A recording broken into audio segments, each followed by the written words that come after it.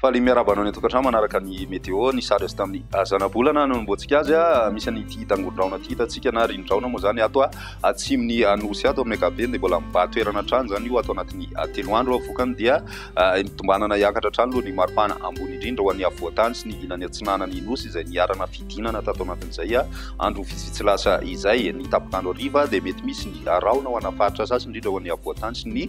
tapany atsimon'ny nosy iny mety miteraka tandrivon-drahona izay ary mety azo vahana ihany koa ny avandra ao anatin'izay indrindra ireo faritra avo moa zany ho hitantsika amin'ny atsipiriany moa ny mahakasika an'izay rehefa avy eo ny toetrantsika ho an'ny ravisoary vao maraina dia misy ny zavona ho an'ny tanin'ny Madagasikara iray manontolo mahazo zany ho an'ny avoatany mahazo izay koa ny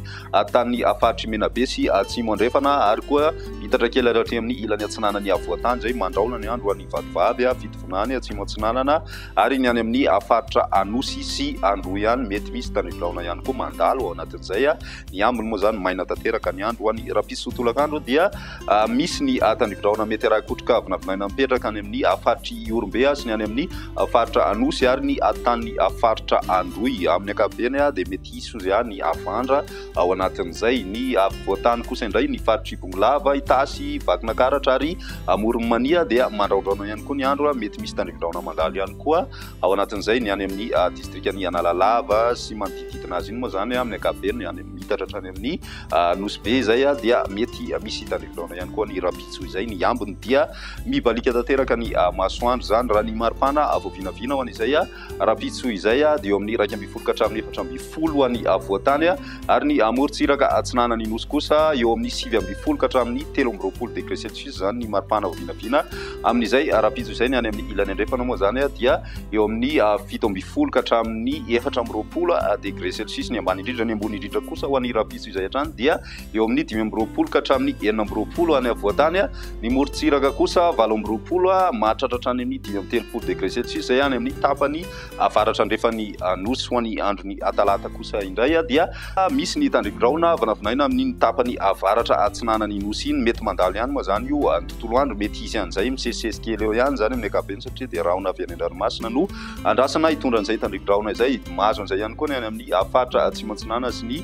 distrikany Taolagnaro mitohy ihany zay ho an'ny faritra distrikany Analalava sy manodididina azy eo ary koa ny any amin'ny tendrony avaratry ny nosy ny ambiny moa zany dia mibalika ny masoandro fa ho an'ny avoatany kosa mety misy rahona ihany araky ny fanolazaina teo am-piandohana ihany dia ary mety hiteraka tandrivon-drahona ihany zay indraindray ho an'ny maripana voavinavina amin'izay androny talata izay eo amin'ny 7.20 9.20 any avoatany ny morontsiraka tsy dia misy fivahana firy eo amin'ny 8.20 ka hatramin'ny 5.30 degré celsius eo hatrany aloha zany ny morontsiraka atsinanana sy ny any amin'ny morontsiraka andrefana ny mafana indrindra ao anatin'izay dia ny tapany avaratra andrefany nosy mahatratra hatrany amin'ny 5.30 degré celsius izay ho an'ny androny alarobia kosa maranantsika azy dia misy hatrany orana tandrivon-drahona mety mandalo amin'iny distrikany Antalana Lanjirofo ny faritra atsinanana mitohy ihany koa izay zany amin'ny ankapobeny any amin'ny